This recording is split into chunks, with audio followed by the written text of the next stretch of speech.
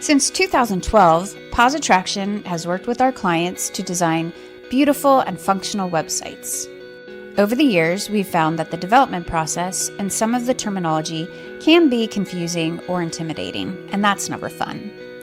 So you don't feel like you have to learn a foreign language, we've created this short video to demystify our process. By relating your website to building a physical building, we hope to give you a better understanding of the various elements that go into taking your brand or idea digitally so that the world can find it. What's in a name? Your address. Let's say you want to start a website because you love puppies. First, you would want to find an available website name or technical term, domain name, that people will remember you by so that they can find you. The most popular domains are followed by .com, .net, or .org. These stand for commercial, network, and organization.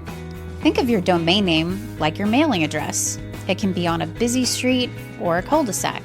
Depending on the popularity of the name, the price can vary from about $10 per year to thousands or even millions of dollars to acquire.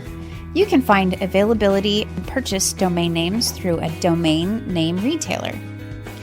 You learn through your research that WeLovePuppies.com is available. Since WeLovePuppies.com is considered a premium name, it's currently listed for $2,995 plus $17.99 per year. If you decide to go for something a little more unique but maybe less popular, like We Love Puppies, you would currently pay about $12 a year plus tax. Leasing the land, where your website is located. Once you've established your website name, you'll want to connect it to a hosting account. We like to think of this as a piece of land where you will build your building. The most common way to do this is to work with a web host company. They provide space on a server that is owned or leased to clients so that websites can be accessible via the World Wide Web. Studio apartment or high-rise building. Building your site. Just like buildings, websites come in various sizes based on their purpose. Some websites are simple, like a digital brochure, and others, like Amazon, are a massive marketplace. If you've ever lived in a studio apartment, you understand space limitations. It's really important to be both minimalistic and organized. But like the tiny home movement, one-page websites are trendy for brands that have a simple message. It allows consumers to get in, get what they need, and get out without spending a lot of time clicking around. While being minimalistic and organized with content is important for all websites, one-page websites don't work for everybody.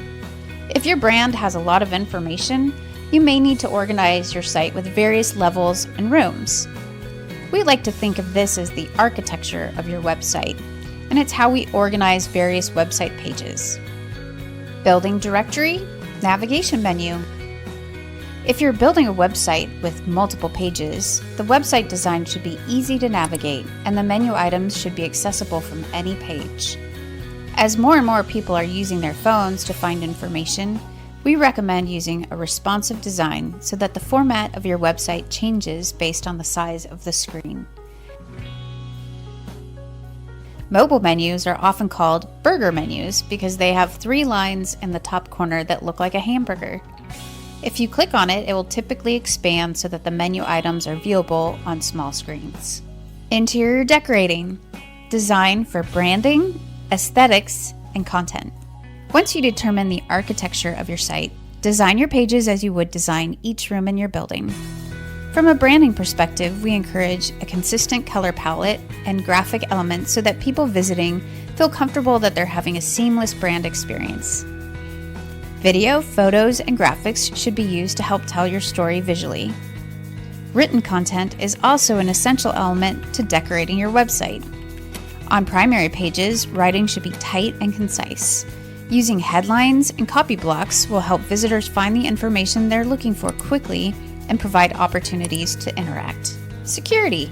Protect your visitors. So you've invited people into your building, i.e. website. How do you protect your visitors' information from identity thieves and potential hackers? Just like locking your front door, you put a padlock on it. You may have heard the term SSL certificate or seen a little padlock next to a website name in the address bar. The acronym stands for Secure Sockets Layer. It's typically purchased through a hosting company, and it does two things. First, it helps secure an internet connection and protect any information that your visitor might provide to you through your website by encryption. Second, SSL certificates are quickly becoming a necessity. According to Google, SSL should be used everywhere across the web. Sites not using SSL will be marked unsecured if they're being viewed through the Google Chrome browser. To recap, some of the common elements of a website design include domain name. It's like your street address. Hosting account is like leasing land for your website. Architecture is like the rooms and floors of your website. Site menu is like a building directory. Branding, aesthetics, and content is the interior design. And an SSL certificate is the security you add to protect your visitors. If you'd like to learn more about website design or to have Positraction build a beautiful and functional website for you, please contact us at hello@positraction.com.